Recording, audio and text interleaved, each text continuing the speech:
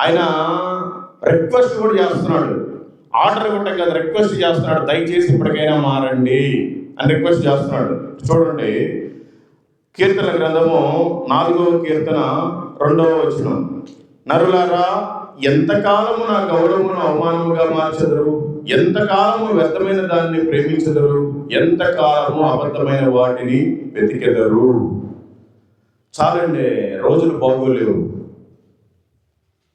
ఈ రోజు ఇప్పుడు మందిరం అయిపోయిన తర్వాత ఇంటికి పోవడానికి మీకు గ్యారెంటీ ఏమైనా ఉందా? నేను యేసు ప్రభువుని నమ్మాను, నేను బాప్తిసం తీసుకున్నాను అన్నోళ్ళు ఒకసారి చేతులు ఎత్తండి, ఏమనుకోకుండా. సగం మంది ఎత్తారు, మరి మిగతా వాళ్ళు ఎత్తట్లేదు. మీరంతా యేసు ప్రభువుని నమ్ముకున్న వాళ్ళు ఎవరైతే ఉన్నారో ఖచ్చితంగా మీరు బాప్తిసం తీసుకోవాలి. ఒకవేళ మీరు కనుక బాప్తిసం తీసుకోకపోతే మీరు ఇంకా వ్యభిచారంలోనే ఉన్నారు. మీరు కనుక బాప్తిసం తీసుకోకపోతే మీరు ఇంకా లోకానుసారమే ఉన్నారు. మీరు బాప్తిసం తీసుకోకపోతే ఇంకా పాపంలోనే ఉన్నారు. నేను ఇంత పచ్చిగా మాట్లాడుతున్నాను, ఏమనుకోబాకండి. ఖచ్చితంగా మీరు యేసు ప్రభు దేవుడని నమ్మినట్లయితే బాప్తిసం తీసుకోండి, లేదంటే అసలు నమ్మబాకండి, వెళ్ళిపోండి. మీరు అసలు లోకంలో కలిసిపోండి. యేసు ప్రభు దేవుడని మీకు తెలుసు కదా, మీరు దేవుడిని నమ్ముకున్నారు కదా, ఆలస్యం చేయకూడదు. నేడే రక్షణ దినం, రేపు అనేది మనది కాదు. నమ్మిన వెంటనే బాప్తిసం తీసుకోవాలి.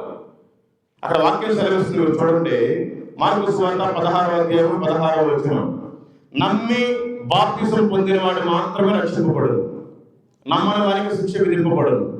యేసు ప్రభు దేవుడిని నమ్మి ఎప్పుడో నా ఇష్టం వచ్చినప్పుడు బాప్తిసం తీసుకుంటానంటే కుదరదు. నువ్వు నమ్మేవా, బాప్తిసం పొందితేనే నువ్వు రక్షింపబడ్డట్టు, లేదంటే ఇంకా నువ్వు పాపంలోనే ఉన్నావు. నువ్వు వచ్చి ఎన్ని చప్పట్లు కొట్టినా వేస్తే, ఎంత కానుకేసినా వేస్తే, ఎంతసేపు గంతులు వేసినా వేస్తే. నమ్మేవు అంటే నువ్వు బాప్తిసం తీసుకోవాలి. ఎవరైతే బాప్తిసం తీసుకున్నారో వాళ్ళు బల్లలో చేయవేయాలి. ఎవరు బాప్తిసం తీసుకున్నారో ఒకసారి చేతులు ఎత్తండి, ఏమనుకోకుండా. మీరంతా బల్ల తీసుకుంటున్నారా? సరే, చూడండి, మీ గురించి కూడా రాసి పెట్టే ఉంది. 1 కొరింథీయులకు రాసిన పత్రిక 11వ అధ్యాయము 26వ వచనం, మీరు ఈ రొట్టెని తిని ఈ పాత్రలోని త్రాగినప్పుడల్లా ప్రభువు వచ్చే వరకు ఆయన మరణమును ప్రచురించుదురు. ఎవరైతే యేసు ప్రభు దేవుడని నమ్ముతారో వాళ్ళు బాప్తిసం పొందాలి. ఎవరైతే బాప్తిసం పొందుతారో ఆయన రొట్టె ద్రాక్షారసంలో చేయి వేయాలి. ఎవరైతే ఆయన శరీరాన్ని తిని ఆయన రక్తాన్ని త్రాగుతారో వాళ్ళు ఆయన మరణాన్ని ప్రకటించాలి.